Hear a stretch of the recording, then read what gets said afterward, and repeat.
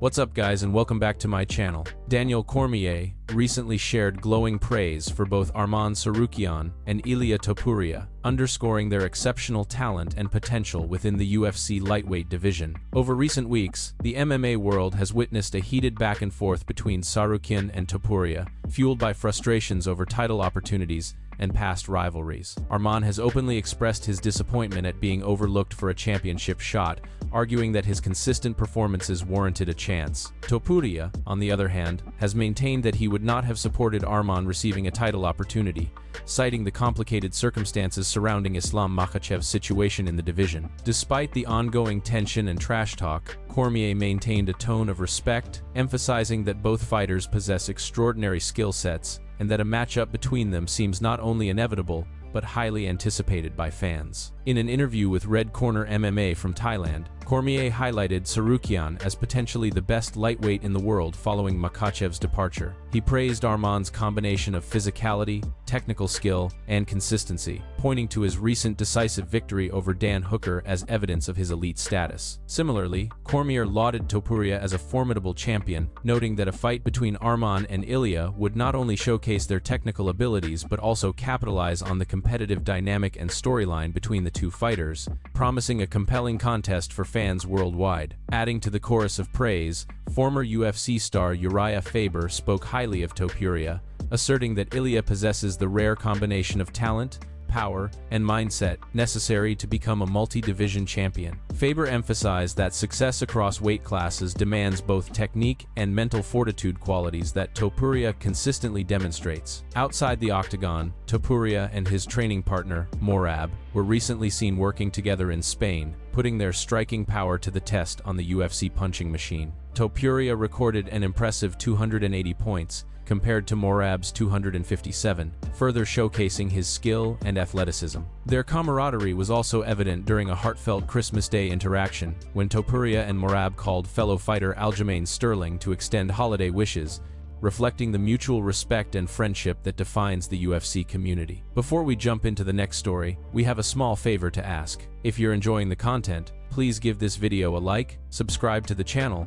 and tap the bell icon. It really helps us out and ensures you'll never miss an update. Moving on to another news, Robert Whittaker has signaled the possibility of a significant shift in his UFC career, hinting at a potential move to the light heavyweight division as he prepares for his return in 2026. The former middleweight champion has not competed since July, currently riding a two-fight losing streak following defeats to Roman Dolidze and Khamzat Chimaev. While his next opponent remains uncertain, fans and analysts alike are closely monitoring his plans, speculating about the trajectory of one of the sport's most accomplished fighters. Earlier this year, Whittaker publicly called out Sean Strickland for a potential bout on the White House card. However, Strickland has since scheduled a fight with Anthony Hernandez, leaving Whittaker without a confirmed matchup. In a recent appearance on the MMA Arcade podcast with Johnny Rose, Whittaker shared more details about his future plans. He revealed that he intends to return to the UFC around mid-2026 and, notably, is seriously considering moving up to the light heavyweight division. Whittaker explained that, given his experience facing taller opponents with longer reach, moving up in weight might not present a significant disadvantage. "Everyone's got height on me anyway. Everyone's got reach on me anyway. What's the difference? May as well just try something else," he stated, emphasizing that a transition to 205 pounds could open new opportunities in a division often viewed as having less depth compared to others. He also mentioned that he is experimenting with new skills and strategies to prepare for whatever challenges lie ahead, indicating a thoughtful and strategic approach to this potential change. Reactions from the MMA community have been largely positive, with fans and analysts suggesting that a move to light heavyweight could reinvigorate Whittaker's career. Potential matchups against fighters like Dominic Reyes have generated significant excitement, as observers speculate that Whittaker's technique, fight IQ, and experience could make him a formidable contender at 205 pounds. As Whittaker gears up for his return next year, the UFC world eagerly awaits to see whether he will reassert himself at middleweight or embrace the challenges of the light heavyweight division, potentially redefining his legacy in the process. Moving on to another news, Alex Pereira's next opponent has become one of the most talked about topics in the MMA world, and Joe Rogan recently weighed in on the speculation surrounding the Brazilian star. Initial rumors suggested that Pereira might face Jon Jones at the UFC White House event, but after Pereira publicly confirmed that the White House fight was off, questions emerged about whether he would make the leap to the heavyweight division. According to Rogan, there is growing chatter within the MMA community that Pereira's next fight will indeed be in the heavyweight ranks, with Ciryl Gane rumored as the likely opponent. While Rogan clarified that he has not directly spoken to UFC President Dana White about the matchup, his extensive industry connections suggest that the speculation carries some credibility. With former heavyweight contender Tom Aspinall sidelined due to eye surgery, the door may now be open for a high-profile bout between Pereira and Gane. Rogan highlighted Pereira's extraordinary knockout power, emphasizing that at over 240 pounds, he possesses the ability to finish fights in a way few heavyweights can. Make no mistake about it, that guy can knock out heavyweights. He hits harder than anyone they've ever recorded,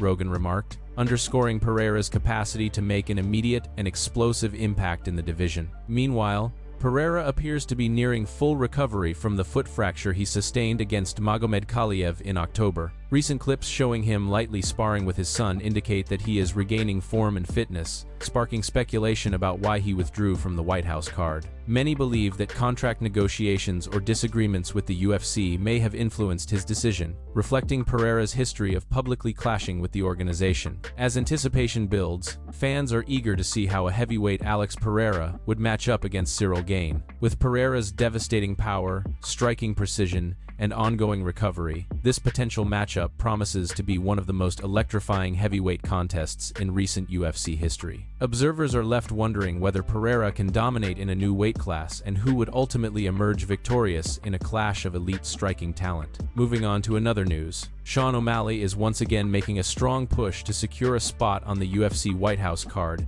signaling his determination to participate in one of the promotion's most high-profile events. With UFC 324 approaching and O'Malley scheduled to face Sonia Dong, the bantamweight contender believes that a victory could solidify his credentials as a marketable and entertaining addition to the card. Despite acknowledging that several big-name fighters are unavailable for the event, O'Malley continues to advocate for his inclusion, emphasizing the scarcity of American stars willing or able to compete. On his latest podcast, O'Malley expressed his frustration with the current state of the card, noting that marquee names such as Sean Strickland, Alex Pereira, Jon Jones, and Ilia Topuria have opted out. Although he is coming off 2 consecutive losses, O'Malley stressed that he remains a recognized and fan-favorite figure within the UFC, capable of delivering an exciting performance that could captivate audiences. His persistence reflects both his competitive drive and his keen understanding of the business side of mixed martial arts, where star power often dictates placement on high-profile cards. Beyond advocating for himself, O'Malley also praised fellow fighters, highlighting Tony Ferguson's recent boxing performance. Ferguson nearly knocked out a 2-0 professional boxer, showcasing both power and intensity, and O'Malley celebrated his aggressive style and competitive spirit, noting the excitement he consistently brings to combat sports. O'Malley further shared his thoughts on the bantamweight division,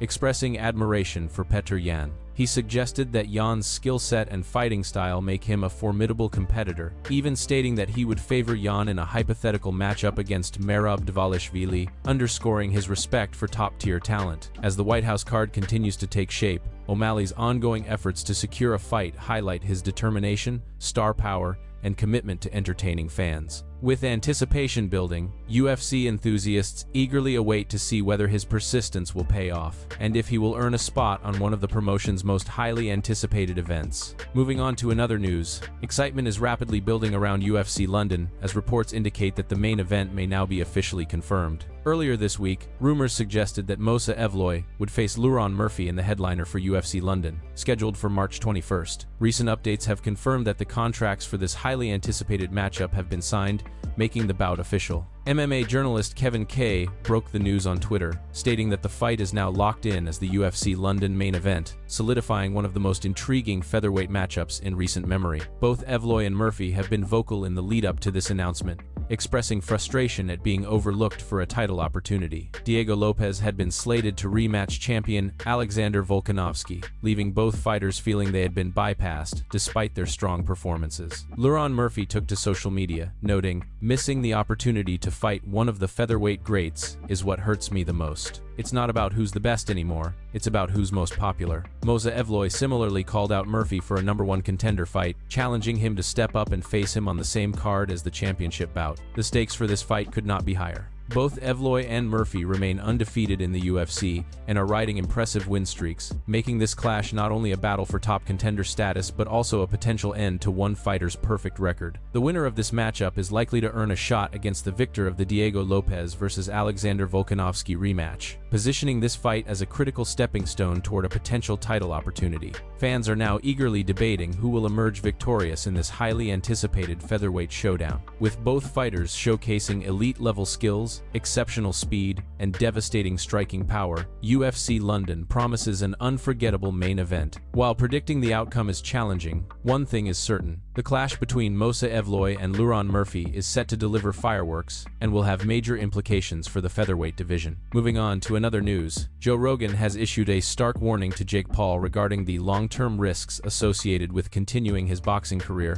particularly following his recent knockout loss to Anthony Joshua. Speaking candidly, Rogan highlighted the serious physical and mental consequences that can accompany repeated head trauma, urging Paul to carefully consider the potential cost before stepping back into the ring. "Don't do this for too long," Rogan advised, emphasizing that the price of a prolonged boxing career can be far greater than most fighters anticipate. He explained that repeated concussions and severe head impacts can lead to long-lasting mental health issues, including deep, severe depression and brain imbalances that may contribute to addiction. Rogan noted that many fighters who endure repeated blows to the head often struggle with impulsive behavior, gambling, substance abuse, and alcoholism once their careers conclude, revealing the hidden toll that life in the ring can exact. Addressing the immediate impact of Paul's loss to Joshua, Rogan described the knockout as particularly damaging. "It's like having a punch card for your life. You can only take so many hits. That one from Joshua? That was significant. It was like 10 punches in one, causing real concussions and brain trauma," he explained. Rogan highlighted that the physical damage extends far beyond what fans see during the fight, including jaw fractures, internal head trauma, and other long-term neurological effects. While Paul has built a high-profile career in both boxing and entertainment, Rogan's warning serves as a sobering reminder of the inherent dangers of the sport. The conversation underscores the importance of considering long-term health, particularly for athletes exposed to repeated head trauma. Ultimately, Rogan's message is clear: while the spotlight, fame, and accolades of professional boxing can be enticing, the potential long-term consequences on mental and physical health may far outweigh the benefits. Fighters like Jake Paul are urged to carefully weigh these risks,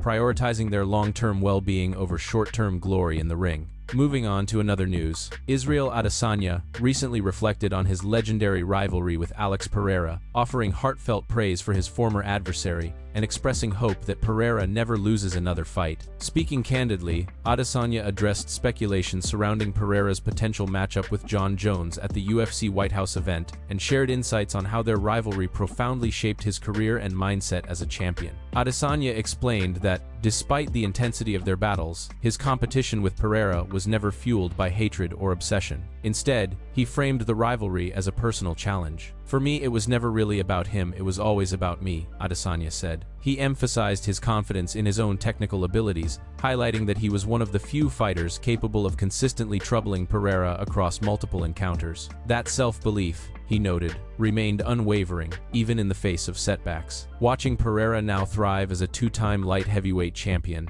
Adesanya expressed genuine pride in his former rival's success. He even stated that he hopes Pereira retires undefeated. "I hope he never loses," he said, explaining that Pereira's continued dominance reinforces the significance of their rivalry and the elite level at which they competed. Adesanya also revisited the moment following his loss to Pereira at Madison Square Garden, when many assumed he would avoid a rematch. Instead, he immediately sought another fight, confident in his ability to prove himself. "This determination," he explained, reflects his broader philosophy as a fighter. Competition is about testing oneself, not tearing down others. According to Adesanya, if a fighter truly believes they are superior, the only path forward is to confront the challenge directly. "Find a way, fight him again, and prove it to yourself," he said. Ultimately, Adesanya framed their rivalry as a testament to self-belief, personal growth, and the relentless pursuit of greatness, values that continue to define both fighters' legacies and underscore the lasting impact of their epic encounters.